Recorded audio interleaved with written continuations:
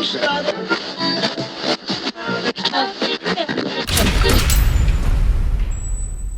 McDonough is the author of this book, Sons of Beaches, and also one of the founding fathers of Australian crawl. It's great to talk to you, Bill, and finally see this story from beginning to end, because it's one of those stories that I guess, you know, it's had a lot of rumours that have gone with the story of the McDonough brothers and Australian crawl over the years. And finally, we've got truth put to pages here. That's exactly right. And that's one of the main reasons why I wanted to write the book.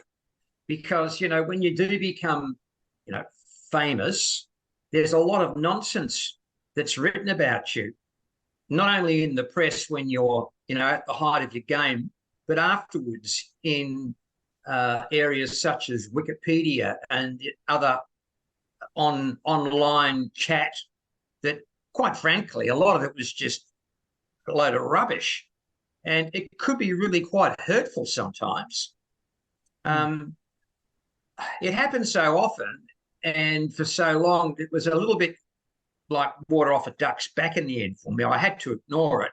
But then when I decided that, you know, I had a story to tell, I thought, well, this is a good time to set the record straight, not only about Guy and Guy's death, but about what really happened in Australian crawl. Guy, we lost at a very young age. He was only 28 when he passed away. And we're coming up to the 40th anniversary of Guy's passing in 2024. Was that part of the motivation in getting the book done as well, to sort of mark that anniversary? No, actually, to be totally honest with you, I hadn't even thought about that. But you're right, he died in 84, and it'll be 40 years next year. Hadn't actually thought about that. But oh, look, it was just timely. It was the right time for me to do this. I actually started this about 10 years ago. I would tell stories to friends, you know, at dinner parties and things like that.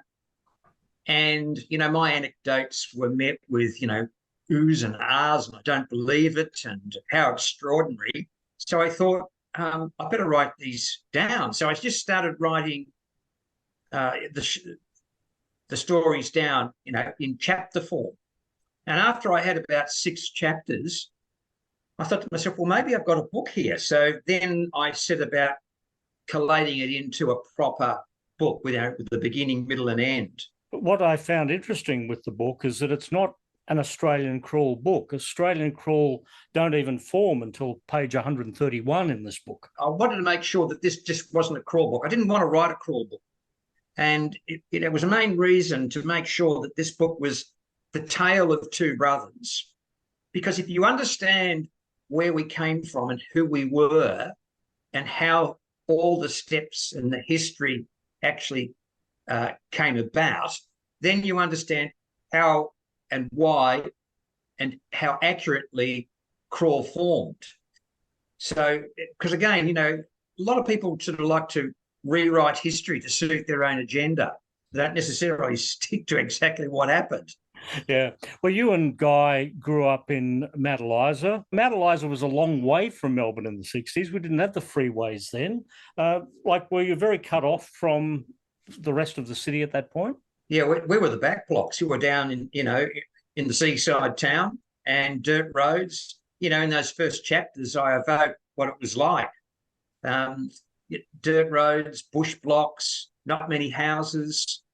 You know, it was an hour and a half to Melbourne. And, yeah, like we were the Beach Boys, the surfers, and totally different to people who were living in the suburbs, you know, in inner city Melbourne. Quite different. Yeah. And you and Guy were both swimming champions, weren't you? Yeah, we did. Well, when we got to Peninsula, we really hit our straps in the pool, thanks to our swimming coach, Mr. Ken McGarvin, who was a character. And, yeah, we both became champion swimmers. I was a school champion, junior and senior champion.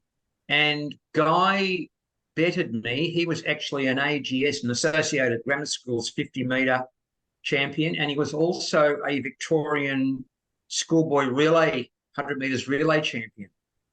Wow. with a few other guys that are still mates with ours from the Peninsula Grammar. And James Rain and Brad Robinson were also in the swimming team? They were a bit younger than me. I was the eldest in Australian crawl. So there was about 4 years difference between the youngest being Brad and the eldest being me. Mm.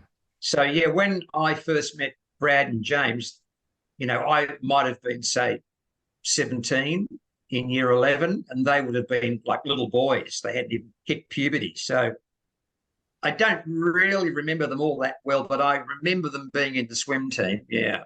Yeah. And you're also very musical.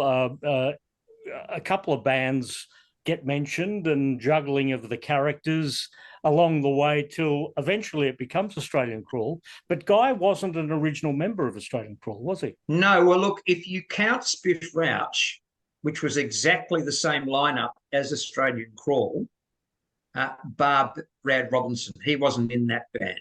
But James, Guy, and I started Spiff Rouch in 75. James was just fresh out of school. Guy and I had come back from this incredible overseas adventurous holiday or travel escapade, and we wanted to get a band together. He, being James Rain, James got Simon Binks involved, and then we brought in a guy called Bob Walker on bass. And then Bob was replaced just for a short period of time towards the end of Spiff Rouch by Paul Williams, bass player in Australian Crawl. So we had Rain and Binks and the two McDonoughs and Paul Williams, which is Australian Crawl minus, Brad. But that drifted apart. That ended abruptly because Binks and Rain wanted to go off and do some other things. I think they were probably a bit too young. I mean, they would have only been like about 19 or something at that stage. They probably wanted to go off and do some other things, like do what Guy and I just travel the world, trotting around the globe, getting ourselves into a bit of strife and having a lot of fun. But look, we came back full circle. I ended up coming into Crawl before the band took off, right at the very beginning, for the Boys Light Up album. And then Guy and I and Sean Higgins wrote Downhearted for that album, which was the third single, the biggest charting single off that record. Because of that, Guy melded back into the group. So Guy wasn't on the Boys Light Up record. No. But appeared in the video on Countdown. That's correct, yeah. Mm. Yes. And then after that, he became a fully fledged member of the band. So he was there for Sirocco and Sons of Beaches, of course. At which point you depart the band. I had to go, which was unfortunate. Bands are political beasts, Paul. There's a lot of politics involved. There's a lot of big personalities in bands. And, you start off all mates, struggling, trying to crack the big time, and you work hard and you work together and you're strong and your friendships are strong. But then when you break through and you become more famous and you become wealthy, then people can change. And unfortunately, I clashed with James and I had to go. You also clashed numerous times with the police. Oh, yes. No, it wasn't our fault. We were trying to stay out of trouble. But there was the time in Tasmania, another time at Mullumbimby, I think. Yeah, they're both funny stories in the book. Yeah, we got raided in Launceston at 7 o'clock in the morning by the drug squad, and they didn't find anything. But it was a funny story. Just because you're a rock and roll band in town, is that the only reason they came in, or did they actually have evidence to really suspect something? Well, I don't think they found anything. Oh, no, I tell a lie. I think one of the road crew had a small amount of marijuana, but no one else had anything. I think it was, rock band, let's hit them, And then the second escapade we had with the coppers was the New South Wales police. They ambushed us at about 2 o'clock in the morning on the coast road. There was no freeway in those days. And we got pulled over by the mod squad, guns to our head. dragged off in a divvy van to the Mullumbimby station, where we were grilled by detectives and God knows what else. They thought we were a drug cartel smuggling heroin up the bloody East Coast in our red Commodore. Yeah. But What, you had a run-in with somebody in the town before or something, didn't you? we did, yeah. We fear that because this guy had got his nose out of joint because his girlfriend, and all her girlfriends were mobbing the band at a service station diner. This guy was really drunk and he had a crack at Guy. And of course, Guy was a pretty tough nut. He had this guy by the throat and down on the ground before he could say, Jack Frost. And I don't think he was terribly happy about that. I think he lost a lot of face. And I think it might have been him that dobbed us in, made a false report. The first time a lot of us got to see you was on that famous Countdown appearance with James with his arms in plaster. I was totally unaware that the song Indisposed was about the accident that James had where he had his arms in plaster. Yep. Yeah, that's right. Yeah, Brad, myself, James, and Brad's father, Judge Robinson. He was a judge of the arbitration court. We all contributed into the writing of that song. And it was about the time that James, he was coming off a tram. He'd actually gone to Sydney to meet the guys at EMI because they were very keen to sign us. And as he was catching the tram back from, having come back from the airport, he got off the tram and this guy cleaned him up. I actually went in because we were all living together in a house in, where was it? Sandringham, I think, or somewhere like that. I actually went in and picked him up, took him to hospital. Yep, fractured both his ribs. And you've got a dramatic situation like that. At what point do you go, let's write a song about it? Yeah, well, I think Brad actually started that one. And I contributed lyrically because I was there on the spot taking poor Jim to the St. Vincent's Hospital. Yeah. The second album, Sirocco, was absolutely massive. And that ended up as the second biggest selling album in Australia that year. AC/DC was below you at number 3. You're at number 2. Yeah. And John Lennon at number 1 with Double Fantasy. Had John Lennon not died, you would have had the number 1 album in Australia that year. Yeah, that was a huge album, Sirocco. Guy really proved his value. It was a good move to have brought Guy into the band because James had a teenage lifetime to write the tracks for Boys Light Up. And he'd written some classics for Boys Light Up, Boys Light Up and Chinese Eyes and Boot Hill and Man Crazy, some great songs. But then all of a sudden he had to repeat that in like 6 months. And I think he was really worried that he couldn't. That's where Guy proved to be, a great asset because Guy wrote, between Guy and I, we wrote 7 tracks of the 12 of Sirocco.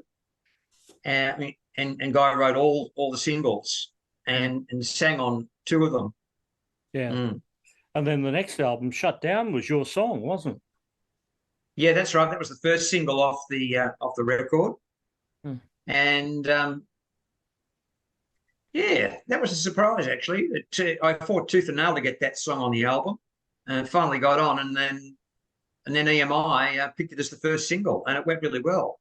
It went top 20, top 15. It was great to have a single on that one.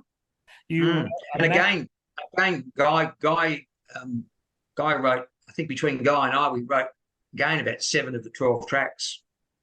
You were a massive band at that stage. You talk in the book at one point about being, I think, at a bar with Greedy Smith and Don Walker, and then walking away and thinking, the Mentals and Cold Chisel, 2 of Australia's biggest bands, and we're up there with them. Was that the first time you realised how successful you would become?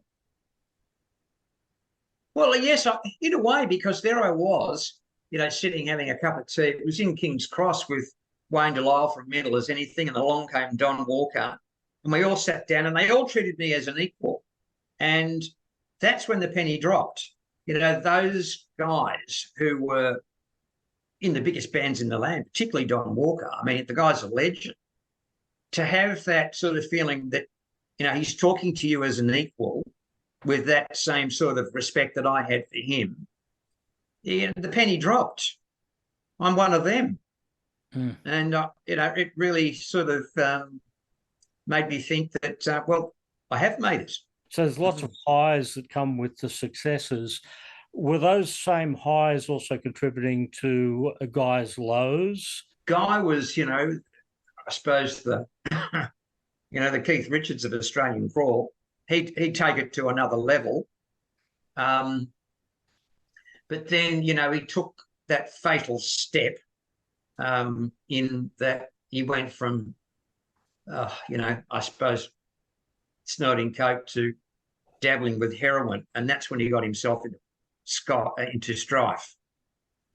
But he got himself out of it. He realised it, and he got himself out of it.